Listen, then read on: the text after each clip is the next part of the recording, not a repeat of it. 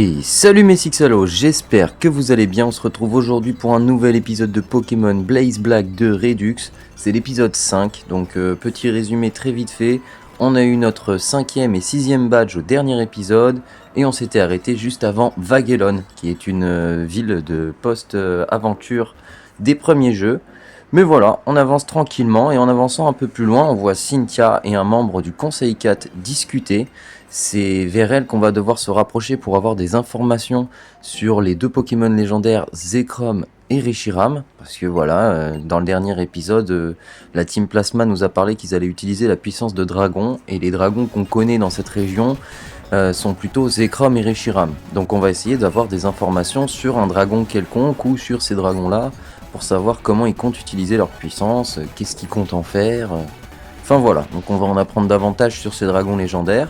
Mais avant toute chose, petit combat face au rival. Voilà, donc avant de partir sur le nord de Vaguelon en direction d'Entrelasque, le rival nous affronte. Voilà, on va avoir quand même pas mal de petits combats à faire. Donc ça va XP notre team, ce qui va nous permettre peut-être de battre les prochains champions et pourquoi pas obtenir tous les badges dans cet épisode. Donc ce serait plutôt cool, j'ai envie de vous dire.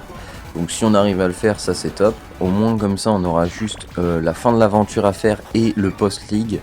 Je pense que voilà, au niveau de l'organisation des épisodes, on n'est pas trop mal. Donc voilà, donc dites-moi déjà, vu qu'on est rendu quand même à l'épisode 5, si ceux qui ont suivi l'aventure, si l'aventure vous plaît. En tout cas moi c'est un vrai plaisir de faire ces vidéos.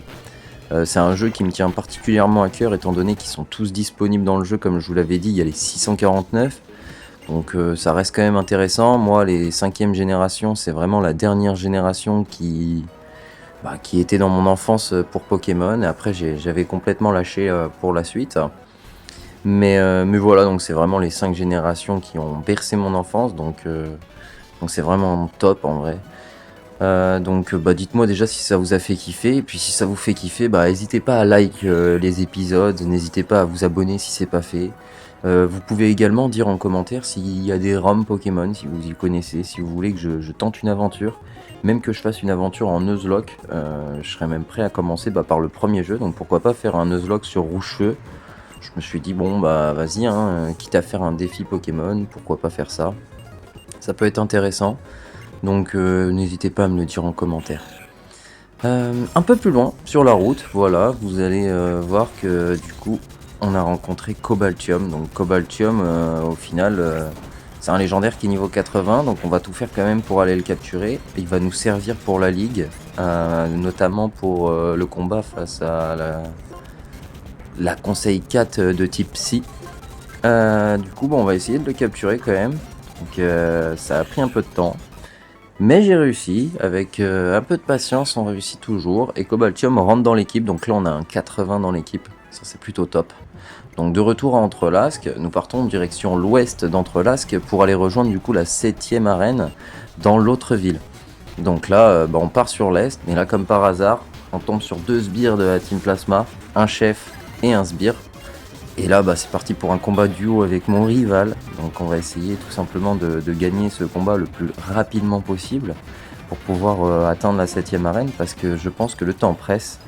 La Team Plasma menace de mettre son plan en exécution, et son plan pour l'instant on n'en a même pas la moindre idée. Donc on va devoir faire gaffe et devoir faire vite, surtout pour sauver du coup le monde entre guillemets. Parce que de ce qu'on entend, ils veulent utiliser la puissance d'un dragon pour conquérir Unis. Donc je pense qu'il va falloir qu'on s'améliore et qu'on fasse la quête des badges le plus vite possible pour leur en empêcher. Le combat est pas facile, j'avais mis Avaltou comme Pokémon facile à battre, mais au final là, c'est celui qui résiste le mieux. C'est assez dingue. Bon après par contre là le Typhlosion, il nous carry quand même depuis un certain temps là, c'est pas mal du tout ce qu'il propose. Bon là le Saumur fait mal forcément, on se prend des dégâts, donc on va prendre le poison. Le Kémorse est mort, on va prendre des dégâts quand même. Je pense que soit on switch, soit on tente quand même le one shot sur tout le monde, mais je pense pas. Je pense que là pour le coup, le Pokémon va mourir à un moment donné et je le sens gros comme une maison. Pour l'instant on s'en sort bien. Ok, on s'en sort très bien même. Alors on va peut-être le tuer sans que Typhlosion meure, hein, ce serait cool. Ça derrière, bon bah on se soigne et on part direction du coup l'ouest. Hein. On va aller direction la ville, peut-être une des villes les plus belles parce qu'elle est vraiment futuriste, vous allez voir. Elle est vraiment trop belle, je trouve, cette ville. Je trouve qu'ils se sont gavés en fait. Entre le tunnel aquatique et la ville, vraiment, vous allez voir, vraiment, ils se sont gavés de fou. D'ailleurs, hein, si vous avez cliqué sur la vidéo, vous voyez la miniature, je suis dans un tunnel aquatique. On ira tout à l'heure. Franchement, vraiment, les graphismes, ils sont tellement tout tués à l'époque. Parce que faut pas croire, hein, mais ce jeu est sorti en 2012. Ou 2011, c'était juste avant du coup la 3DS. Donc vraiment c'était les prémices de la 3D, vraiment ils sont trop forts. Bon, une fois vaincu, on part à l'ouest, donc là on va essayer de d'esquiver un peu les dresseurs. Bon voilà, Ponyta, on a envie d'esquiver les dresseurs, donc si tu pouvais nous laisser partir, ce serait cool. Voilà, on va éviter les combats inutiles. Là il y a le petit-fils de Goya. Le petit-fils de Goya, moi, je vais juste décliner gentiment son invitation à faire un combat. Je connais pas sa team, mais j'ai pas envie de perdre du temps. Donc on va aller sur la gauche, on l'affrontera plus tard. Je compte faire un épisode pour le post-game, donc vous inquiétez pas par rapport à ça. Un peu plus loin sur la route, je fais la rencontre de Viridium. Voilà, donc après avoir battu quelques dresseurs, Viridium qu'on ira aller chercher, je pense. Bon, juste après, là, on va aller faire un petit tour dans la ville à gauche. Et je pense qu'après, on pourra aller capturer Viridium. Ça nous fera notre deuxième niveau 80. A savoir que quand j'avais fait le jeu la première fois, j'avais pris les 3, donc Terrakium, Viridium et Cobaltium. Ça me faisait 3 niveaux 80 dans la team, et j'avais un Roi Tiflamme niveau 80. Je pense que là, ce sera le Karchakroc qui sera à ce niveau-là. Je pense qu'on sera pas mal pour la ligue. On aura un très bon type dragon, on aura tout le reste. Parce qu'à savoir que la championne de la ligue, c'est Iris, la petite fille qui me parle là à l'heure actuelle. Donc en continuant un peu plus loin, voilà, on va faire un petit tour.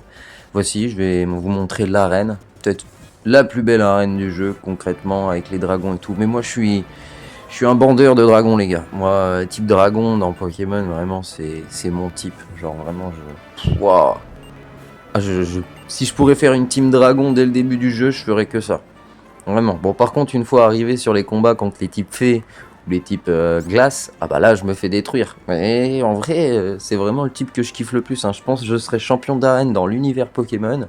Je pense que je serais champion de type dragon. Et vous d'ailleurs, si vous êtes champion dans l'univers Pokémon, on va partir un peu en RP, vous auriez aimé être champion de quel type? Voilà. Bah, une petite participation comme ça. N'hésitez pas à mettre en commentaire. Alors, du coup, faut affronter ce dresseur. Donc, on va en affronter plusieurs. Il faut monter tout en haut du dragon blanc, en fait. Donc, on va aller affronter le boss au fur et à mesure. Donc là, on part à droite. On va affronter celui-là. Après, on repart à gauche. Puis après, on remonte. Alors, hop. À gauche. On remonte. Allez, à gauche. Et puis après, on va remonter. Donc, on va battre cette dresseuse. Et après, on monte direction le champion. Allez, hop, on monte. Et c'est parti pour un des combats peut-être les plus simples. Bon, ok, j'ai perdu. Je vais faire ma revanche là. J'ai quand même osé dire que c'était un combat simple. Alors au montage, je sais pas si ce sera drôle, mais quand même ça a été expéditif. Hein. Vraiment le combat était expéditif. Et là c'est parti, donc c'est la revanche. Donc bon, forcément si je vous ai mis le combat, petit spoil, je pense que je l'ai battu. Peut-être. Donc Karchakroc qui aide quand même vraiment pas mal. Bon, il est confus là, mais il a quand même vraiment pas mal aidé. Il en a quand même éliminé 2 d'un coup. On va jouer avec la grogne pour le Charizard. Charizard qui est autre que Dracofeu. Hein. Donc déjà, il a un Dracofeu dans sa team. Il a un Libégron. Oh là là. Ah, il a une vraie belle équipe. Hein. Je pense qu'il a un Dratak. Non, mais il doit avoir tous les dragons cheatés en fait. J'ai même pas vu sa team en amont, mais parce que vraiment il m'a détruit avec son deuxième Poké. Hein. Vraiment son Libégon m'a détruit, donc c'est pour vous dire. Donc là je mets un leurre, étant donné qu'elle est de type herbe. Voilà, donc il va attaquer, c'était logique. Ça c'était fait exprès. Hein. Donc là c'est une mort exprès, comme ça on nous remet notre BG. Voilà, tu meurs. Allez, au revoir Dracofeu. Alors là c'est Tranchodon. Alors Tranchodon, voilà, il a absorbé ma colère, donc là il va me tuer. C'était sûr. J'ai envie de la jouer comme ça, je pense que je vais lui faire un Draining Kiss. Ça peut le mettre mal. Hein. Ah oui, oui, ça le met très mal même. Le Iron Tail, ok, ça passe, on le tue là-dessus. J'ai failli me prendre un one shot, ça aurait pu ne pas passer et derrière je pense que là il m'aurait détruit sur le reste du combat. Donc là on est pas mal. Là il a un Salamence, ok. Là je sais pas si je switch mais en vrai non. Donc Salamence Dratak, on l'avait pré-shot, c'était sûr. Je vais faire revivre du coup le Karchakroc. Hein. Technique comme la dernière fois qui va payer. Hein. Karchakroc qui va juste normalement détruire le Dratak adverse en one shot. Donc voilà, donc là pour l'instant ce qui est prévu est fait, ça c'est plutôt cool. Du coup Altaria ça m'embête, c'est peut-être un de ses meilleurs. Vraiment pour le coup Altaria c'est un Pokémon à chaque fois que j'ai du mal à battre. Niveau stratégie, je crois que je suis jamais bien préparé en fait à ce Poké. Il est vraiment bon pour le coup. Donc petit vitesse extrême, ça va rien lui faire, c'était sûr. Je suis presque KO. Ok, je vole, ça c'est cool. Allez, il se soigne, c'est pas grave, on met un coup, de toute façon il nous tue. Qui c'est que je peux mettre? Alors là, ça va être stratégique. En vrai, Cobaltium niveau 80, on va faire du Smart Strike et puis ça peut le faire. Et ouais, un quart de vie, il se soigne. Ça peut être un peu long, mais non, en vrai, on va le battre. Hein. Il va nous faire une déflagration, c'était sûr. C'était sûr. Bon, en vrai, on l'a bientôt tué. En espérant qu'il ait pas soin, parce que là, s'il a soin, c'est fini. J'ai perdu. Ok, c'est bon, c'est vaincu. C'est vaincu et c'était son dernier, c'est parfait. On a donc battu le champion de la 7ème arène et on a notre 7ème badge les gars. Et ça franchement ça a refait, vraiment je suis trop content. Il nous en manque plus qu'un. Et après on fait vraiment les épisodes finaux, ça va vraiment être vraiment le meilleur truc je pense de l'aventure, ça va être incroyable. Je vais améliorer mon équipe en amont mais voilà. Alors là apparemment on doit aller chez lui pour qu'il nous explique du coup les légendes des dragons légendaires, qu'il nous explique un peu ce qui se passe. A savoir que dans Entrelasque, j'en ai pas parlé, mais on nous a parlé d'un 3ème dragon qui s'appelle Quirem, c'est un dragon de glace. Voilà, donc bah là on a entendu du bruit, et d'un coup, la frégate Plasma arrive. Donc c'est un bateau volant déjà les gars, c'est déjà juste ça. C'est un bateau volant. Et là en fait il va juste sortir un canon. Et je crois qu'il va congeler la ville, hein, si je dis pas de bêtises. Alors ouais. Enfin, l'animation à l'époque c'était vraiment cool. Hein.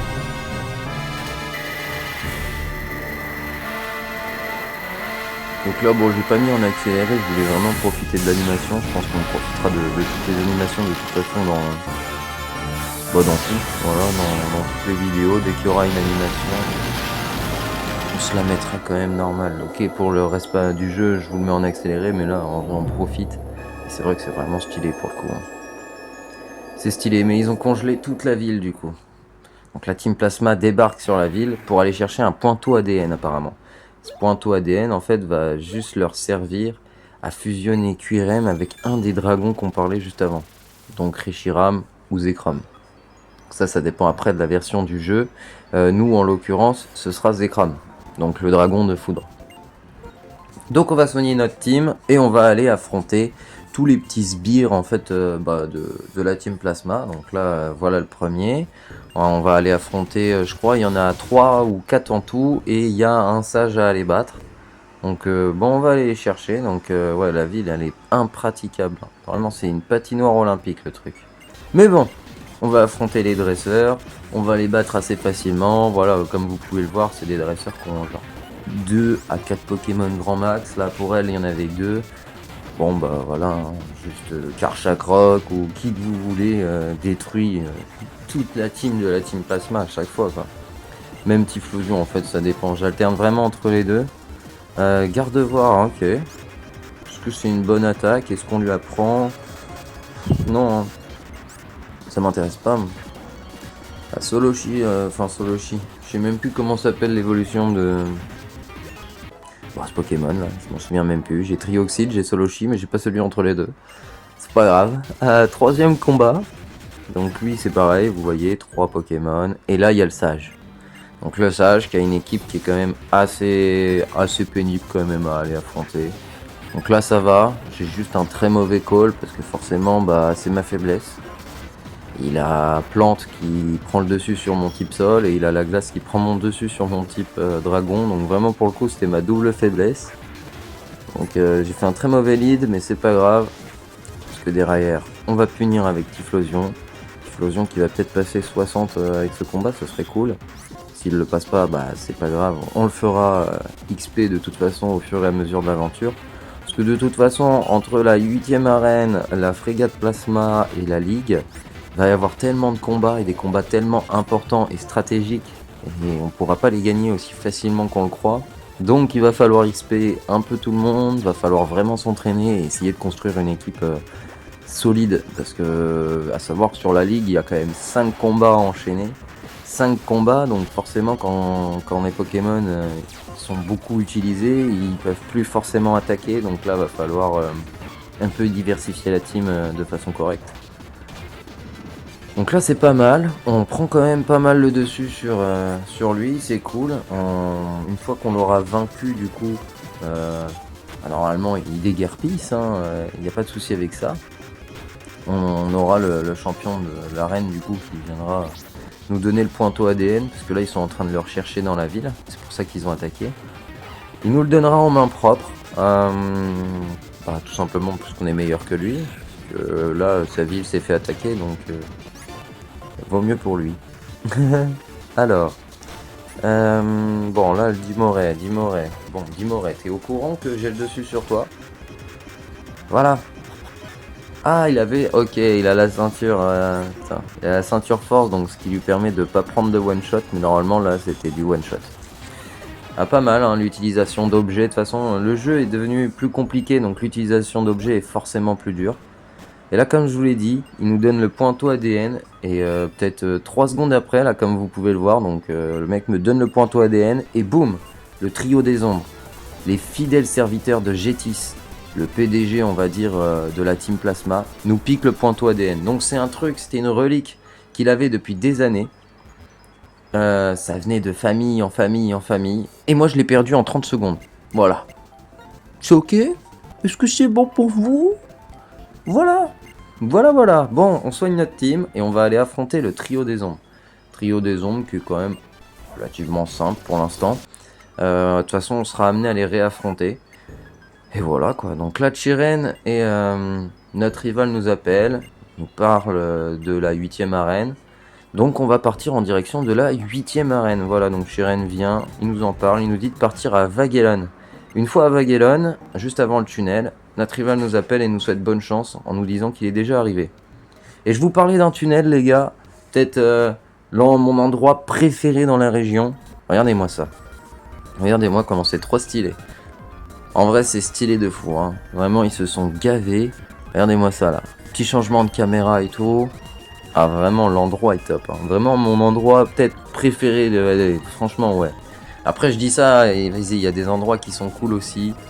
Mais voilà quoi. Donc là on va taper des petits screens comme ça, bah voilà, hein, ça fera pour ma miniature, c'est plutôt cool. Et là regardez, il y a même des Pokémon qui se promènent et tout. Non vraiment incroyable. Incroyable de fou ce tunnel. Je le kiffe. Donc voilà, donc on a tapé les petits screens du coup pour la miniature. Donc là maintenant on continue notre aventure tranquillement. C'était le petit moment tranquille. Donc là il y a le champion qui débarque de l'eau. Le mec sort de l'eau. Trop déter. Alors si tu tapes un saut comme ça en sortant de l'eau, t'es vraiment très athlétique. Bon bref, arrivé à l'arène. Bon bah du coup c'est une arène qui est assez simple à affronter. Donc vous voyez, voilà, faut passer sur des nénuphars, de plateforme en plateforme. Voilà, en vrai c'est assez simple comme arène quoi. Donc il y a plusieurs dresseurs à aller affronter. Et puis après, bah voilà, hein, ce sera le champion, ce sera notre dernier badge. Donc là on arrive face au champion, le dernier badge des derniers badges. Est-ce qu'on va le battre du premier coup? telle est la question. J'ai mis Magnézone dans mon équipe et Viridium, je pense que c'est ceux qui feront le plus gros travail dans la team. Donc on va voir ce que ça donne déjà dans un premier temps. Le Tarpo, qu'est-ce qu'il prend? Il prend pas un one shot. Ça c'est un peu chiant. Derrière il se soigne. C'est vraiment chiant pour le coup. Ok. Bon là du coup j'ai réussi avec la colère à en tuer qu'un. Et ça c'est triste. C'était pas ça qui était prévu au programme. Mais bon, tant pis. Donc là Magnézone qui va normalement détruire son adversaire, hein. Normalement là c'est du one shot, non? Même pas. Bah il est paralysé. Bon, c'est déjà un bon point, comme ça je peux attaquer 2 fois. C'est comme si qu'il avait été one shot, donc ça c'est cool. Lui il m'embête parce que le problème de ce Pokémon c'est qu'il craint pas du tout la foudre, parce qu'il est eau et sol, un peu comme la grogne. Donc ça c'est vraiment chiant. C'est pas grave, hein. On va jouer avec lui jusqu'à temps qu'il meure. De toute façon, on a Viridium. Ah ouais, c'est dommage. On aurait pu le tuer quand même. On aurait pu le tuer au prochain tour, c'est dommage. On aurait survécu un tour, on l'aurait tué comme ça. Il aurait pris son petit XP. Bon, là, c'est un x2. Forcément, Viridium, là, niveau 80 en plus, donc c'est over level. Donc là, forcément, ça va faire mal. Là, on met un type combat, parce que l'Udicolo, c'est pareil, hein, c'est aux plantes. Donc, je peux pas le taper comme ça. Et au niveau des faiblesses, c'est pas évident. Alors, hop. Moyade, c'est un one shot, allez. Salut. Alors, il te reste qui? Bah, pour l'instant, ça s'annonce bien ce combat. Ah bah, petit one shot. Ah non, il encaisse, c'est ok. Il encaissait les attaques combat. Bon, normal, c'est sa faiblesse. Mais je crois qu'on a gagné, hein. Les gars. Je crois qu'on a tous les badges du Nice, là. Attention. Attention, le 8e et dernier badge. Donc là officiellement on peut aller à la ligue et on peut être champion, maître de la région. Mais avant, on va devoir sauver le monde.